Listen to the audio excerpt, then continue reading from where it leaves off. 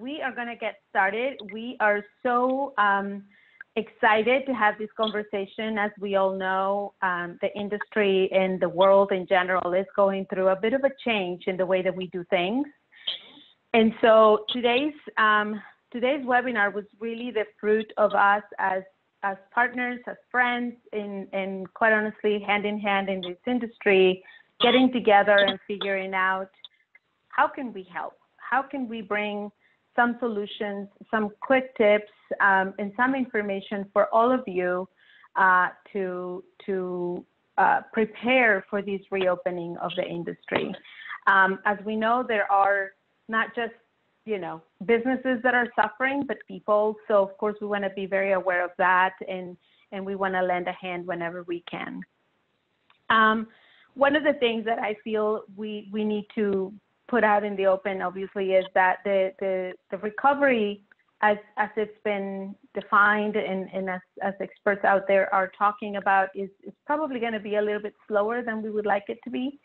And so these may be actually a little bit of a long haul for all of us. Travel, as it is, we believe is going to change anyway. We are never, I think, going to go back to that normal. There will be different things that we will have to do. And obviously, until a vaccine program is reached to combat these virus, we're probably going to be dealing with a little bit of trust issues just in general. And so that's one of the things that I feel we are all going to experience as we go and travel again, and as we go back to our businesses. We are going to experience the difference in the way that we experience travel, and that's one of those consequences of these. So today we are joined by 3 expert panelists, and thank you for inviting me to moderate this discussion. I realized you guys needed a referee to be in the middle of this fight, so I appreciate that. I like getting myself into these types of situations. And so today we are joined by, as you guys know, I'm Claudine Infante. I'm Vice President of Revenue Strategy for Margaritaville, and I was invited to moderate this conversation between Carol Helso, founder and CEO of Dragonfly Strategies, and she is raising her hand and saying hi, waving to all of you. We also have today Stephen Heselius, good friend, partner, friend, and co-worker for a long time, principal consultant of TAPS PSC, and a good man to have on your side if you're in a bar fight. And Chuck Kowalski, who joins us from Infinity Sales, and is a sales and catering expert. And we really appreciate you guys being here today. And of course, thank you for inviting me to be part of this. So I wanted to kind of frame today's discussion really from a like a 3-part thing, because there's 3 of you, obviously, but also because I feel that the reopening of the industry is going to be trifold. The first portion that I wanted to cover, I think actually involves you, Carol, and I wanted to kind of start asking questions about opportunities, right? The way that the market has been brought to a halt, right? Is giving us all a lot of challenges to deal with, right? Because we don't know how to just stop, and that's never a possible thing to just do. But it has also put a pause on how we were doing everything we were doing. And I think that's the opportunity we have right now, is that pause, that lull moment where you have nowhere to go and there's nothing you can do. And you really, really have the opportunity to sit down and rethink not only your strategies and the way that you provide experiences, but in general, your communications, your MO, if you would. So with that, one of the questions I had for you, Carol, is what do we do while we're in a pause? How do we take advantage of that time? Yeah. I think there are opportunities for us to do a number of things while we're in the pause related to a lot of different commercial strategy, both systems as well as marketing, revenue strategy. you know, we've been working with a number of clients on various projects in this area, and we know of a number of our clients that are taking this opportunity to hit reset in a lot of areas. So, you know, starting out, I think, with the revenue management system, and Claudia and I are both very involved in revenue management, so maybe that's why we chose to start there. But, you know, we've got to ensure that this event of COVID-19 is handled well in those systems, and, you know, whether that mean, you know, scaling forecasts or updating overrides, or, you know, looking out at special events and how we're going to handle this for the next 12 to 18, maybe even 24 months, because everything's going to be behaving a little bit differently. We're not going back to normal tomorrow. We're not going back to normal next month. September is not going to be normal. So, you know, we've got to be sure we're on top of that, right? So I would say, you know, review all special events, validate your forecast, and adjust and scale it accordingly. You may have to do more wash overrides if you're running a system. You may have to, you know, really dial in your manual forecast if you're doing that. And I know many people, as we were leading into this, were literally forecasting a couple times a day because they couldn't, you know, process for owners all those cancellations that were coming in. So, you know, I don't suggest we go to twice a day forecasting again, but we do definitely need to dial our forecast in and try to do as best we can without the history that we're so dependent on, right? Because we don't know how this is going to perform in the end. Validate all pricing decisions and make manual overrides. As I said, you know, typically, you know, if you have a revenue management system, for example, you don't want to be overriding all the time. But right now, there's going to be a lot more art to this because, you know, we've never been here before. Now, the systems are going to help tremendously. I'm not saying do away with them by any means. They are going to be able to understand what is going on with demand faster than our human brains can. So don't do away with them, but just really marry that human and system together to be able to support our performance. And then you need to review all of your configuration, whether it be in, you know, manual ways that you've implemented certain restriction functioning, certain inventory, certain allocations, or whether it be in a system where you have to look at your group pricing, your floors and ceilings, your cost of walk, your, you know, all of those different areas and configuration that may need to be able to, maybe have to be tweaked because maybe you're going to accept a lower floor than you used to. So you really need to take a look at all those options and be sure they're set right. Then property management systems, you know, this is a time, what you could be doing now, if you have the time to do it, is look at the types of changes that are really hard to do when we're more fully occupied, like, you know, recoding ADA rooms or market segmentation changes that can require, you know, you want to have either low occupancy or limited disruption, you know, to your customers during that time.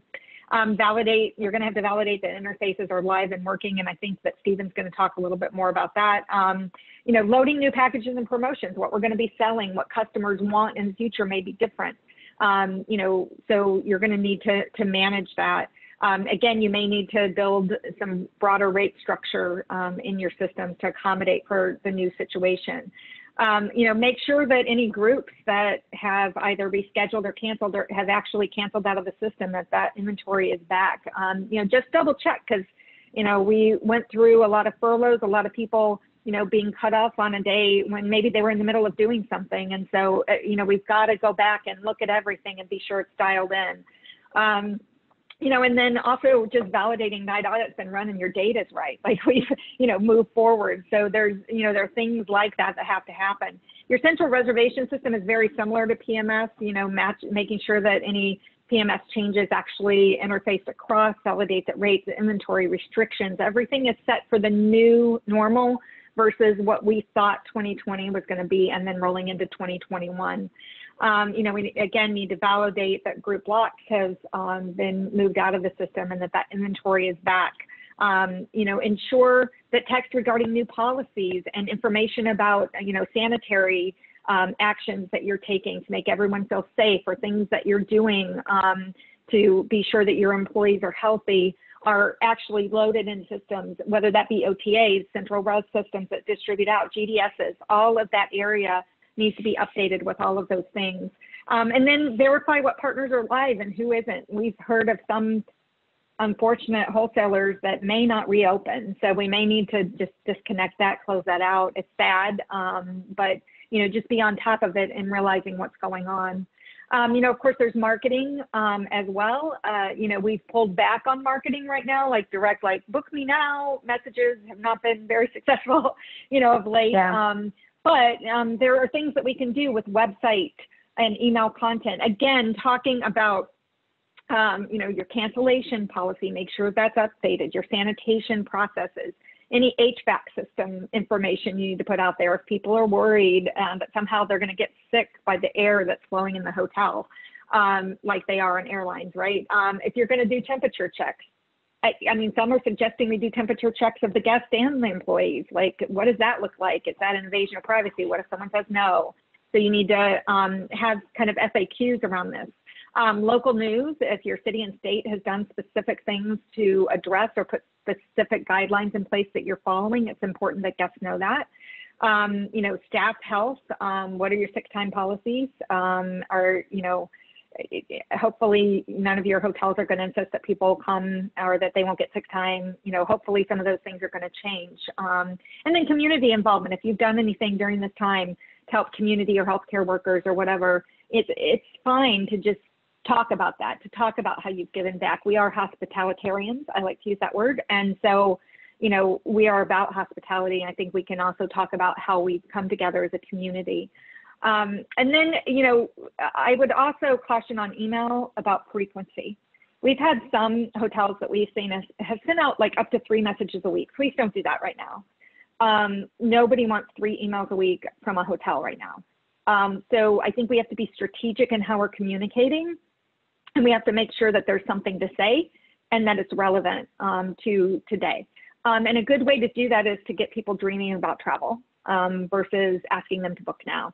I've seen some great examples of, video content that has gone out to talk about dreaming of your vacation in 2021, or, just getting people excited about traveling again. And there's nothing wrong with that.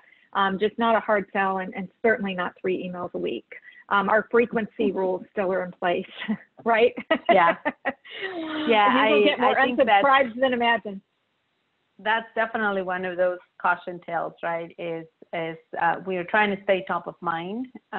All of the brands, all of the companies, everybody is doing that. I mean, we've all received 700 emails from companies we've ever given our email, right? And so it's important that if we are checking in with our guests, with our clients, with our patrons who come to our restaurant, we have meaningful content for them to go through.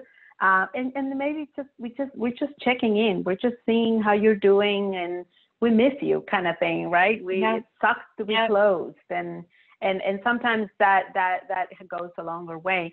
One of the things that is high on my concerns in a way as to what is going to change, and this is one of the discussions I definitely want to have today, is what's going to happen to hospitality as we know it, since going back will imply probably that we can't really get close to people and welcome them. If we have to wear masks for a certain period of time, even if we smile, no one will know. So how is that going to change the experience, and how do we go around that in almost reshaping the way that communicate with our consumers and our guests, so that they still feel that hospitality is all about heart, and it's all about warmth, and it's all about people.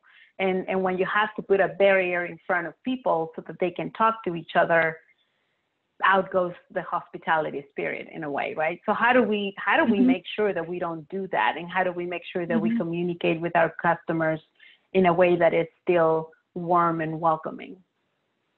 Sure. Yeah, well, I think communications is going to be really important going forward in many different ways. And, quite honestly, I'm personally staying at a hotel in New York City right now for 2 months. It's a long story I'm not going to get into on a webinar, but we are staying in a hotel. And I would say that this hotel has done a terrific job of still communicating that spirit. So, you know, there's one person at the front desk that he has a mask on, but you can always see his eyes are smiling, and he's saying our names, like remembering people's names when they walk in, remembering things about them, having conversations. You know, he looked at my husband. I had made a comment about where my husband works, and next time my husband walked in, oh, I understand you work so-and-so. That's amazing. And they could have that conversation from behind the tape, right? So, you know, and there are going to be things that we need to do that are, and I think this is going to be discussed a bit later as well, but, you know, the touchless kind of check-in, the touchless key, you know, you got to have, we're going to have to change to a lot of solutions that don't require us touching each other's things, right? And so I think there are ways for us, you know, you can do it just in your voice. You can do it just in how you're watching for that guest to come in, and they can tell whether you're into it or not, you know? And so I think we're, you know, going to have to get over our fear of some of that, our smile was always there before, but when you smile, your eyes smile. So, you know, I think we have to remember that, right? You know, CRM, I think, you know, to be sure all systems are still integrating, ensure records are merged if that hasn't been happening. You know, there's specific types of things you can do there. But when it gets back to communications and marketing, you know, you're going to need to look at autoresponders and see what they're saying. You're going to need to look at your confirmation messages, and you're going to have to change what's there, your pre-arrival, your post-departure. You know, you're going to need to look at, you know, your confirmation messages that come out of the restaurant systems, you know, if there's limited seating, or, you know, what are you doing to make sure that the person that's eating there is actually going to be safe, and you know, as much as you can make that happen at a restaurant, right? And what are you doing with cleanliness? What types of things have you put in place, you know? And, you know, I think we have to be careful how we message our return to the restaurants, our return to travel, our return to hotels, because we have to understand that people are going to be really sensitive about this for a while. You know, and we are going to have to determine how we're handling groups in the future. Like, how are we going to have a cocktail reception when we have to stand 6 feet apart? So it's all these things that we need to think about. You know, same at restaurants. You know, you have events at restaurants. Like, how are you going to communicate how that's going to happen? And, you know, I think it's going to take us time to figure out what that right message is. But now is the time to be thinking about that, not the day you open, right? Not the day we open, or the day after we open. Yeah. Which is the day after, yeah. Should be the case. Chuck, you had absolutely. a comment there, and I want to give you the chance to go for it.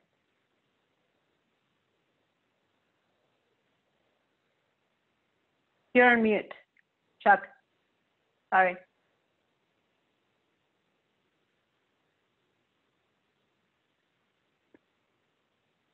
Okay, we'll come back to Chuck.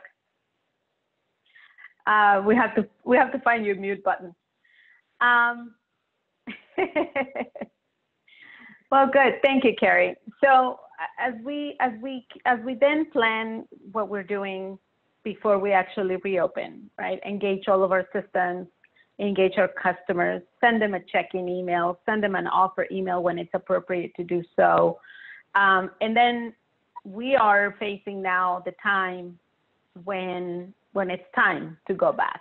It's time to start engaging again with our property. And so one of the things that we have been discussing is, what does that mean for the actual location and for the things that we have to do to get back to operations and be efficient and be, you know, hotels are a well-oiled machine, right? We work on them every day. We put time on them every day. We check things every day. Every day we have processes, and restaurants are the same way. Every day there's an opening shift. Every day there's a cleaning part. Every day there's a closing of the bar, and all those things get taken apart. And then the next morning everybody comes in and there's an opening, you know, process. So what do we do then to make sure, one, on the people side, we know that all of our guests are expecting an experience and expecting service. And so we're going to have to assess what training we're going to have to deliver to our associates in order for them to come back and provide those experiences with the new items that we're going to have to add to those, right? But there's also things that, unfortunately, I think a lot of us don't think about, and that is, for me at least, infrastructure is one of them. I never think of, is this damn thing plugged in or is it just going to turn on magically, right? So my good friend has kept me honest for a long time. Yes, on everything that goes buzz. What is it? Buzz, and ring? Anything that goes click, buzz, or ring. There you go. That's exactly what I'm talking about. So in having this discussion about infrastructure and systems in general, tell us a little bit about what is on your checklist if you're opening a hotel or reopening in this case and re-engaging. I just want to, echo what Carol said is, I've said it so many times in my career, when we get involved, we get to an opening or a transition, we're going so quickly and so fast that we typically, attention to detail, we don't have time to do it again. Do it right the first time, we don't have time to do it again. Well, guess what, folks? We get a chance to do it again. I'm walking back into a couple of hotels in the next couple of weeks where we're getting a chance to do a refresh.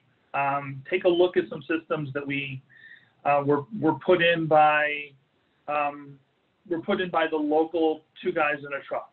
And how are we going to go back and fix that system and get it to where everybody on this call is an industry expert or an industry profession, hospitality professional says, let's get it, because we don't have the opportunity once these hotels get up and running to close at 2 o'clock and open at 10 o'clock in the morning. It has to work 24/7. So a lot of the things that we're going through and talking to our clients about right now is really doing that refresh, that reset. Yeah, the phone lines are run. Yeah, the phone system's in. But what can we do?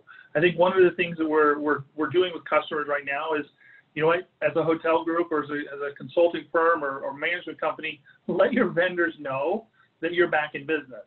Let them know that you're going to have guests the day you walk through the door. And what day is that? Because right now our industry, it's not only the hoteliers that are suffering and the layoffs and the furloughing, but our vendors are also. The tier 1 teams are not there. It's now either a tier 2 or a tier 3 team, and there's not as many of them. And as the industry ramps back up, sure, they're going to be bringing people back on. But we need as responsible partners on both sides of that relationship, let our vendors know we're starting, we're opening again. At this time also is a great opportunity on all of these systems to really validate, the systems, check the logs. What errors have been shown up in the last 60 days when no one's been making telephone calls? On the PBX specifically, validate that call tree. Are people forwarding, has the GM, in good conscience forward that to his cell phone? Well, let's get it off his cell phone and back into the PBX or back into the central res system. What are the pre-recorded messages? As Carol was saying, we've got to have consistency in our messaging. What does it say? Right now it's say, welcome to spring break. We're past spring break, folks. We're now into summer. What does it say now? Plan your Mother's Day. Well, we missed it. So it's that consistency that we so many times overlook. And I think one of the opportunities, because in my opinion, infrastructure is the foundation that we build hotels on, is how do we get that messaging first? When we were looking at hotels, in February and March, and everybody was sitting at a high occupancy, they were happy to have that room and that view. Right now, if they don't have that room, that view, because your stuff isn't working, they're going to go across the street and get that same room and that same view because our room's available. So I think we have to grab that guest and not let there be any errors in the very, the utilities of the hotel, the PBX, the Wi-Fi, the guest room entertainment. It just has to work. Turn the lights on, it has to work. So, going into the Wi-Fi, I think this is also a great opportunity now for us to go back through and validate usernames and passwords. We've had staff turnover. There are typical processes to change. Do that now, reset. Some hotels are down to 6 people and they're going to ramp back up to 200. Might be a good opportunity to change those passwords. As I mentioned, now's the time to tweak your systems and validate and reset and add if you need to. This would be a good time to add maybe also requirements to join your Wi-Fi network, right? Maybe this time you have to give me your email address. It's not a freebie for all, and I get to market to you. Yeah, and some of the systems are as simple as just a configuration. or a Yeah. checkbox to just start that piece and test Selecting. it. Because again, as we ramp up a transition or we ramp up an opening, we're trying to get everything done. So we get that open and get that first guest to walk through the door. Now's the time, let's go back and test those systems. Does it integrate? Are we interfacing the PMS correctly? Are we interfacing the CRM correctly? In-room entertainment, same really take those steps. We're actually kind of doing a modified punch list on technology. We're not having to go to every jack in every room, but we're walking hotel rooms and looking and saying, does it work? And if it doesn't, we're spot checking, because we want it to work. We want that guest experience to be perfect. If we're only going to get 30% occupancy, let's make those 30% absolutely perfect. I think this next one is one that, this is a real IT guy, and some of the guys on the call are kind of rolling their eyes on me because we never get this chance, is really to review and reset our logs. What's that server doing? It's been, at full occupancy, it's been giving us problems, but now's the opportunity to get those vendors in and take a look at that. The other thing that we need to take a look at on systems, whether on cloud or on property, is how many updates have been pushed out by our vendors in the last 60 days. And did we get them all? Are they synchronized? Are they in place? I can't think about how many Microsoft updates have been in the last 60 to 90 days, but all of our workstations are going to have to be updated. So this is all time that, we want to get, this is the time, the next 2 weeks, next month is the time to get ahead of that. And some of the validation we want to do is, validating users and passwords. As we bring on new users, I would hope that a lot of their users and their passwords have expired. So be prepared to step those people back into it. As we have new users coming on, we may have someone that was in a say a line role. Now they're a supervisor because the supervisor found a job somewhere else. Do we need to just not activate that user, but reset their role? And this is the time to do it, because as I said, so many of our partners and our vendors in the industry are also going through rehiring. So if we are going to call and say, hey, we opened today and I need 15 users put on, they're going to say, I'm sorry, we'll get to you next Tuesday, because everybody else is in front of them. So one of the things we started to do as soon as we get an open date is start to call our vendors, go through and check your service. Go through and check your interface service. Yeah, communicate, and they're going to say, well, when do you want me to get into the interface server? Sometime between now and next 2 weeks. Go in and validate everything for me and get back to me. And they're doing that. They're willing to do that because they're working around the clock. They're still a service organization. We're just giving them the flexibility rather than saying, oh my God, we're opening in 2 hours. I need it done now. And again, so if I may interject a little bit here, are there checklists or resources that the vendors may provide or may help us hoteliers to kind of have a list of things that we should probably validate and go through and kind of check off our list? Yeah, I think the handout has some high-level validation that I would encourage people to take a look at. I think some of the other pieces that we started to mention earlier was, how do we go to, contactless communication? Excuse me. Do we take our EMV devices to contactless? Do we, so we're not passing that credit card back and forth. Now's the time to set that up. What are we doing for touchless check-in? What does that mean? How are we communicating? Is that, text messaging and SMS systems or solutions? And one of the other Chuck, that Chuck had a comment. Can I go to Chuck for a moment? Absolutely, Chuck. I hope this is working. We can hear you now. Yes, thank you. But you completed my bingo card, just so you know. Well, what's important is, because I know we have a lot of restaurant and hotel sales and catering people on on the line as well. But we're always on the receiving end of this, right? And so what Steve is just talking about and what Carol talked about earlier is that we have to recognize our skin in the game when it comes to this, right? We're not changing the Wi-Fi passwords, we're not plugging in the cables, but it's just as important as we prepare maybe for on-site visits and we do our walkthroughs to make sure everything's looking good and the tables are set.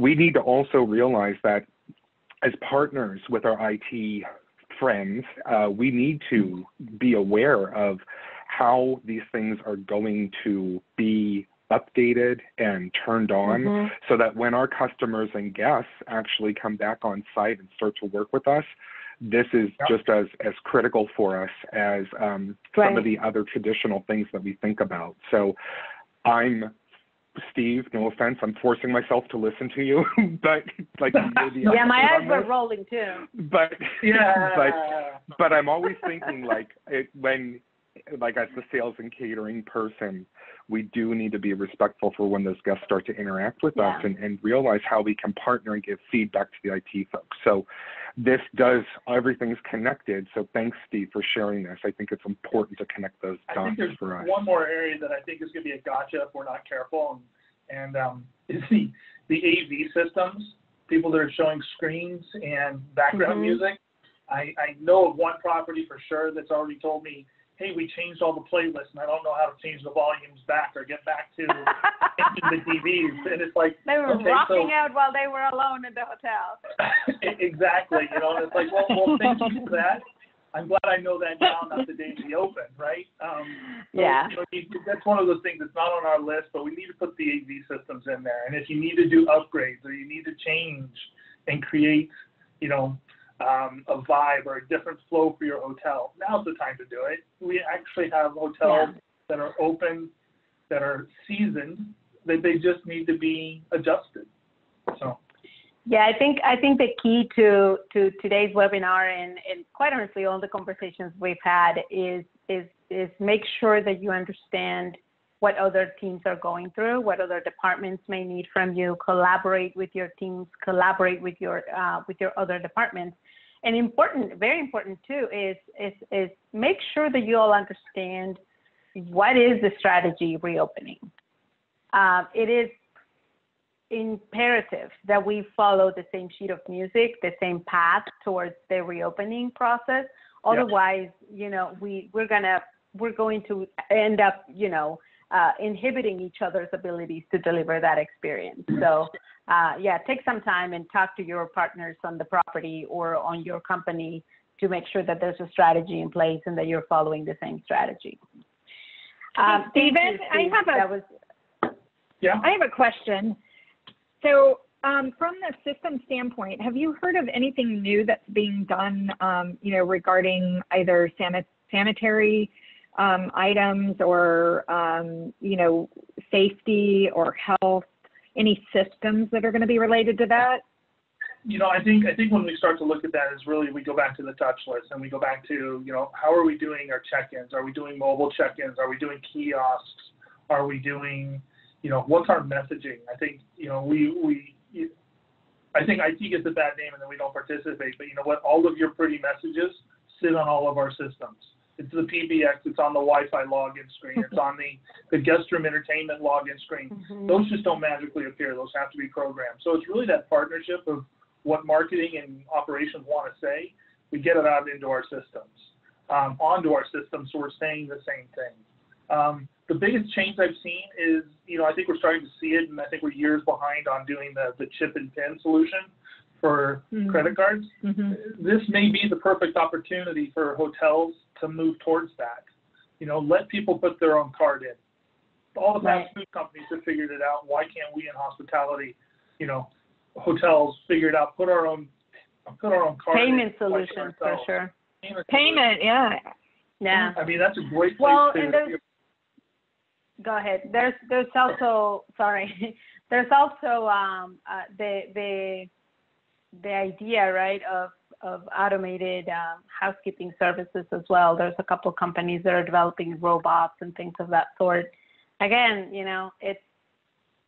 it's about hospitality, but how much hospitality can you drive through a robot that cleans a room? You know, one of the hotels we're looking at is, you know, how are we going to check people in and out of the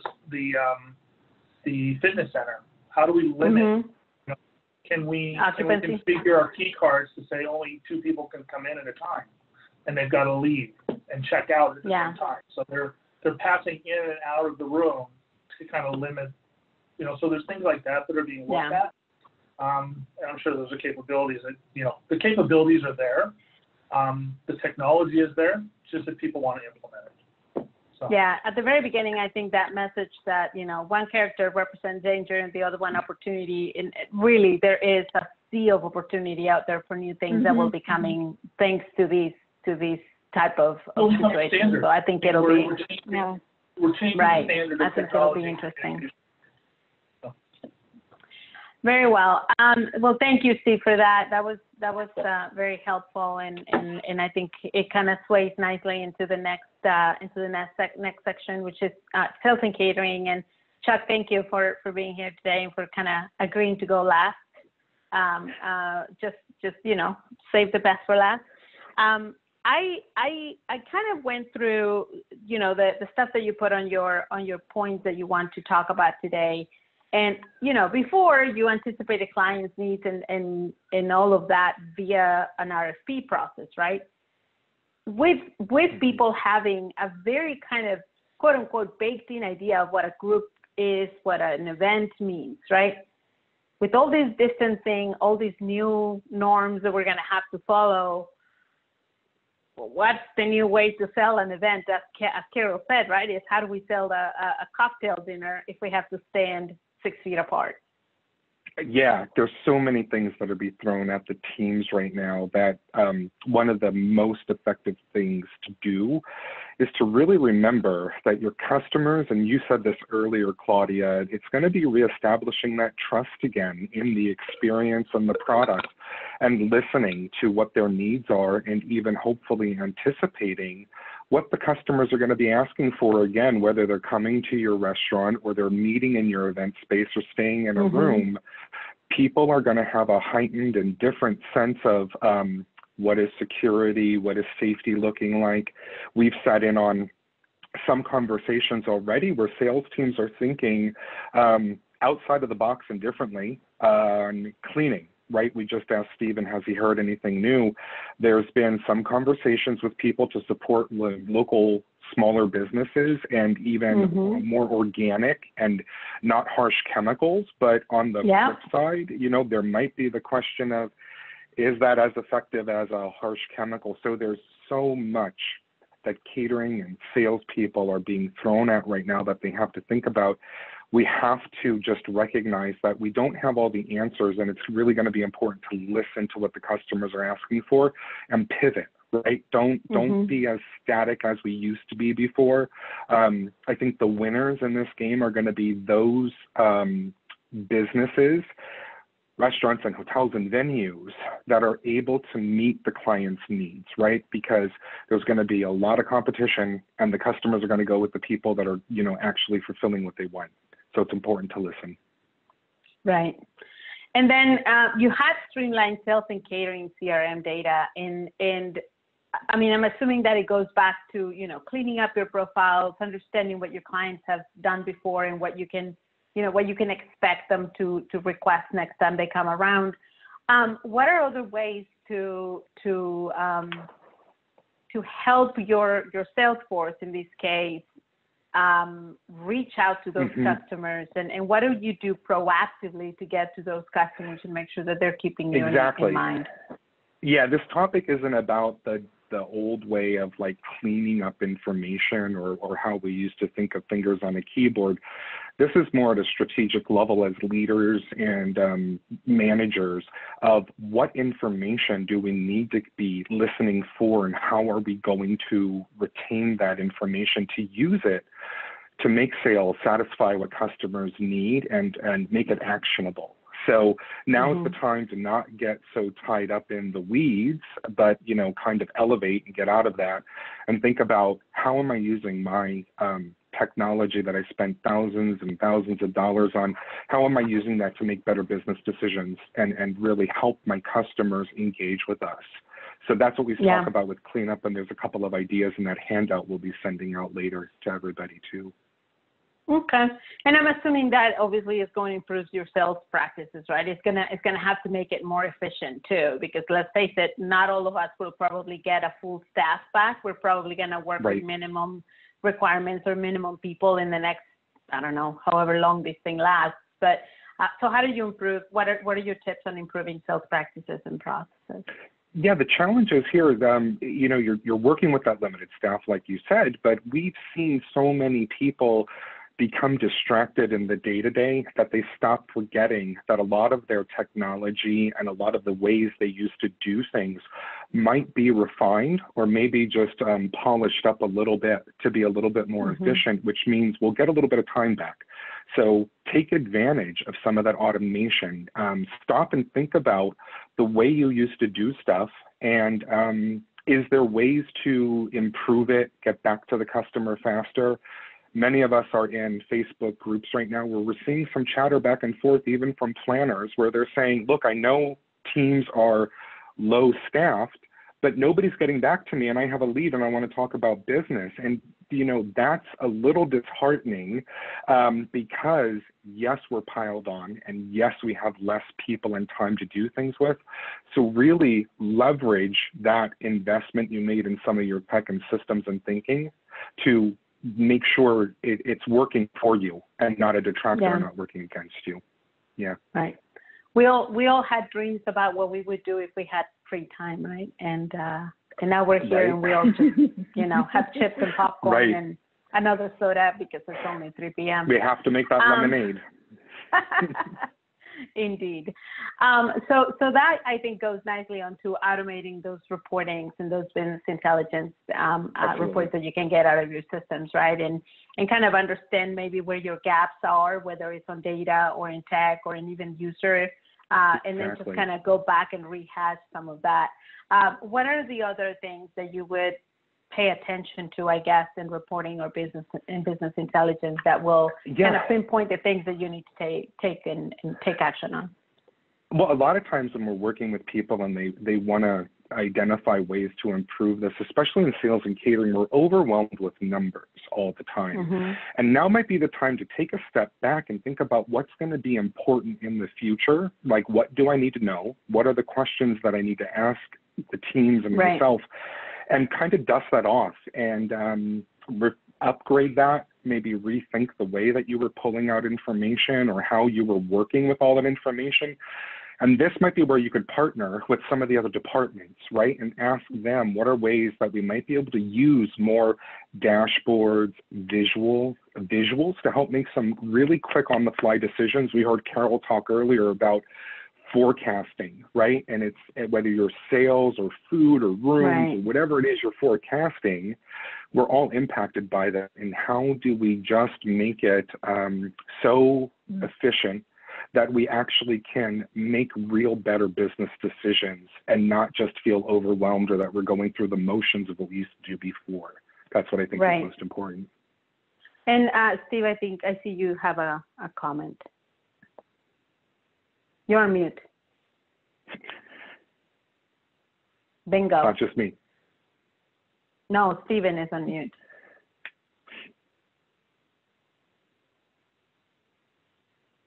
I'm sure he's saying something wildly profound too. Yeah, so we'll get a little transfer probably He's sharing his wisdom for the world, and here we are not able to hear you. So one of the things, I'm here. So one of the things I think you brought up is how do we sell different, right? And how do we provide services? We're sitting in a new service, this Zoom conferencing. As companies are less capable of sending people, I think the first hotel that comes out and says, you know what, send your VPs, but have your directors sit in on a Zoom conference, right? And they're able to provide that service in an effective manner. There's a revenue opportunity, a lost revenue or a revenue opportunity that's not being taken advantage of having those remote people. And again, that's going to come back to, does your infrastructure support that? Does your AV system support that? And how do we partner from that side to work with, you know, sales and catering and your operations side to say, hey, We may not be able to put heads in beds, but let's still sell our conference space, you know, with social distancing, but let's get all those people that are sitting, and we have 50 people on this call, you know, how do we get everybody else to attend that conference? You know, let's sell a Zoom conference. Let's sell Even that. if not physically, yeah. Sell that. You know, That's so and important. make sure that your Stephen. bandwidth supports the Yeah. make sure you're the video conference. And your And that's contract, important like too. how much you're going to charge for that, and are you going to waive Yeah, fees on absolutely. it? And what are you going to do to accommodate that in your contracts? Because I just, you know, right now, a lot of it doesn't. Yeah, And many sales and catering teams are revising this because we talked earlier about contactless engagement. And a lot of teams now are taking advantage of the change in consumer mindset and behavior to accept more video conferencing, right, and remote engagement. And I think there's going to be some smart and strategic teams out there that are going to start doing more video site tours, and they're going to ask their clients and not be so hesitant to do some FaceTime or Zoom calls and make those connections again, you know, with new tools and technologies that a lot of consumers are going to think, hey, this is the new normal, this is acceptable, versus before many salespeople were hesitant to ever do a video call with their customers. Chuck, what do you think about the rules that have been around how many rooms you need to have to reserve a conference space? You know, and the catering rules. Like 10 great people, question. Well, great question. All those old norms and thresholds are just being completely flipped on their head. So many teams are having to reset and put new diagrams on your website, right, for 6 feet apart. Or we were laughing the other day, kind of like in a sad way, that instead of the old 3 for 6 foot classroom setup, it's 1 seat per table.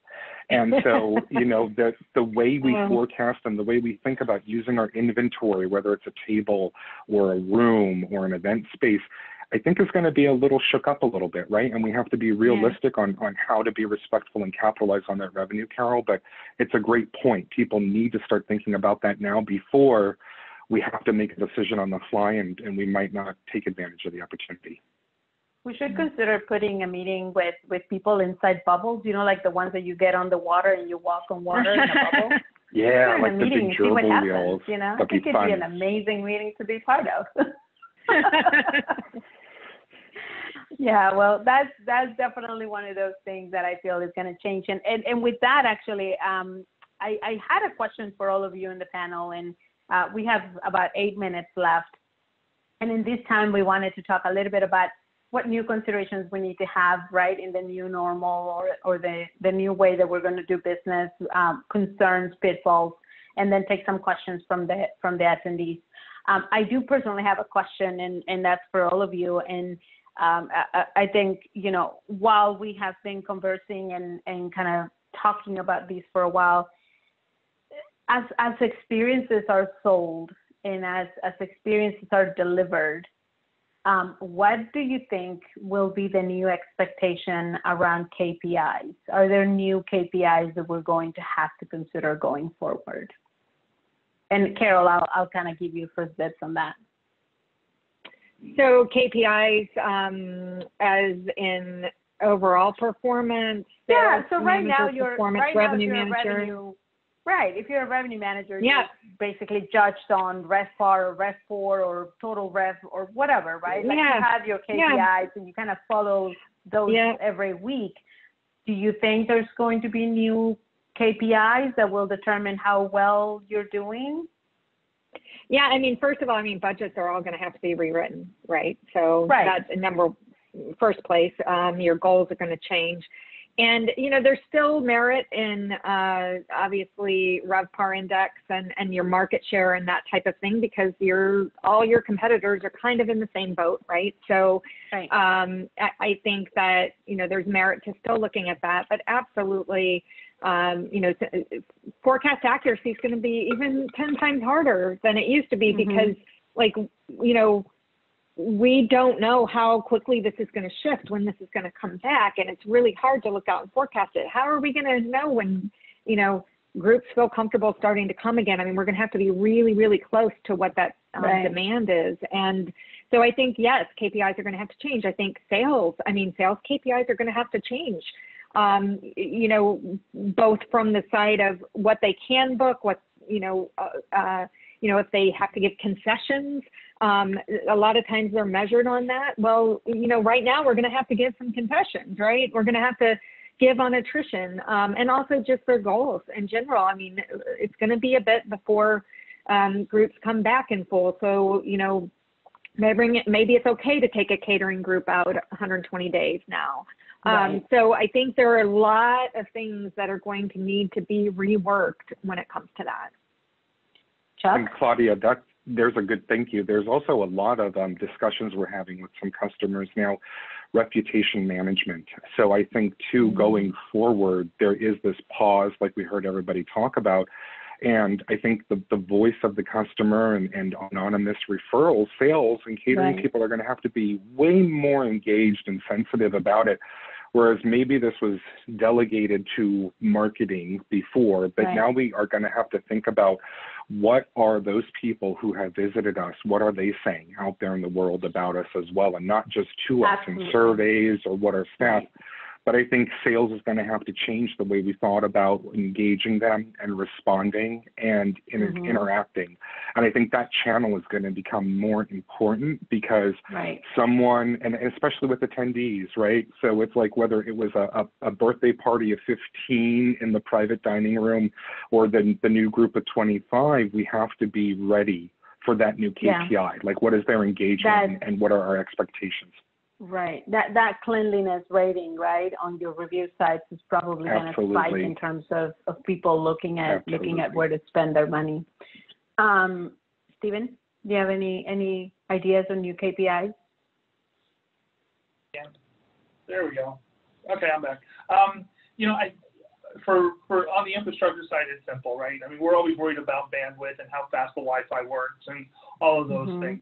You know, I caution the hoteliers out there, don't reduce your bandwidth, because as we start to provide conference services, or, you know, as a friend of mine, Bill Lally's mentioning on a text to me right now, you know, the bubbles are called empty rooms, right? How do we start to revenue drive those empty rooms? You know, it's through conference services. Can we turn those empty rooms, if we're bringing in 100 people on a conference, guess what, folks? It takes bandwidth. And we need to test it. We need to use it.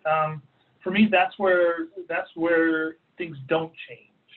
You know, if we're at 30 to 50% occupancy and we're using 100% of our bandwidth because we're adding these additional services or these additional behaviors, there will probably be a change to the better for more bandwidth as we add more services. People become more, Zoom acquainted. Friendly, oriented. Oriented. So we'll do a quick round of concerns, and I'll count 30 seconds for you guys to kind of put out some concerns, things that people may want to think about as they start to reopen. And Chuck, I'll go with you first. Yeah, I think we hit on this a couple of times during the conversation on things to think about as we reopen. It's our people and our customers, right? It's making sure that we are recognizing that they are human, right? And that there's different strains and stress and anxieties that are happening, and don't dismiss it and don't treat it as we're coming back to work. I think that we need to recognize, listen, and ask questions on how to just get everybody working to the best of their ability with the new questions and resources and all of that stuff. So just remember the people, I think, is going to be the big thing, the first way to start. That's a great way to get started. Carol? A couple of things. I would say that on the sales side, I'm a bit concerned, and Chuck mentioned this, that people are not responding to group leads, and they're not there for the planners. I'm a bit concerned that we are in May, and it's RFP season, and who's responding to those deadlines? Because there may be less corporate business next year. We don't know. But you still got to bid, right, to get in the program. So I'm concerned about that. And then I'm also just, again, I echo what Chuck said. There's going to be a lot of anxiety, both from our guests our restaurants and our hotels and from our employees. And so, you know, I think that we have to move with grace and a spirit of hospitality and a spirit of understanding versus maybe just being so strict and regimented about certain policies, even in our human resource policies. So, you know, we've got to rethink everything. And I would just say also just go back to the core of hospitality, which is that welcome home spirit. Nice. Thank you. Oh, Stephen, and pants. last words. I just want to add one thing, though. Sorry, before Stephen Yes. goes, we got to remember to wear pants, too, once we get back on site. That's huge. Wear pants. Please wear pants. Yeah. Yes, So, Elliot? you know, for me, it rolls down to a couple of things. It's communication, right? You know, and I'm going to continue speaking up for our vendors. You know, there's a lot of vendors out there that I can call right to the top of the organization, but those are sometimes the only guys sitting in the room. Let's be a good partner to those guys. Mm-hmm. Let's give them Yeah. time to respond. You know, having been on the vendor side in my life, we were prepared to support about 4% of our clients at any given time. Not 100% of them, because we're all opening in 2 weeks. Communicate. And I think patience is the other one. This is stressful on everybody, from the guest to the workforce to the vendor. It's a high ask for some of us. Yeah, I mean, it is, absolutely. And I think those are the two things. You know, how do we create confidence? You know, it's communications and patience. This is a brand new world. How do we come out of it better? You know, as an industry. So thank you. Well, and we're going to leave it at that. I think last takeaways were, you know, we're people first. We're human. We're in a human business, and the hospitality is very much a human to human business. Let's make sure that we remain in that spirit. Let's communicate and then really let's support each other. And with that, we want to thank you guys for today's time. I want to thank the panelists. You guys did wonderful as always. And all of our participants, make sure that you look out for that email that will be coming to you. We are all here to be of service. And I think both Carol, Chuck, we put some names together. We'll send them to you guys so you can read them. But Chuck, Steve, and Carol are all here to help. Their email addresses are there. Please communicate with us and let us know if there's anything we can help. I know that they have committed to do a 1-hour assessment with any of you if you so desire, for free. So take advantage of that. Spam their emails and their inboxes with requests, because we're all here busy, but we definitely can take on some more. So thank you for your time today. We appreciate your assistance and your attendance, and we'll be talking soon. Hopefully, we'll be back to take care of each other in the hospitality way. Bye, guys. Thank you, Claudia. Thanks, Claudia. Bye.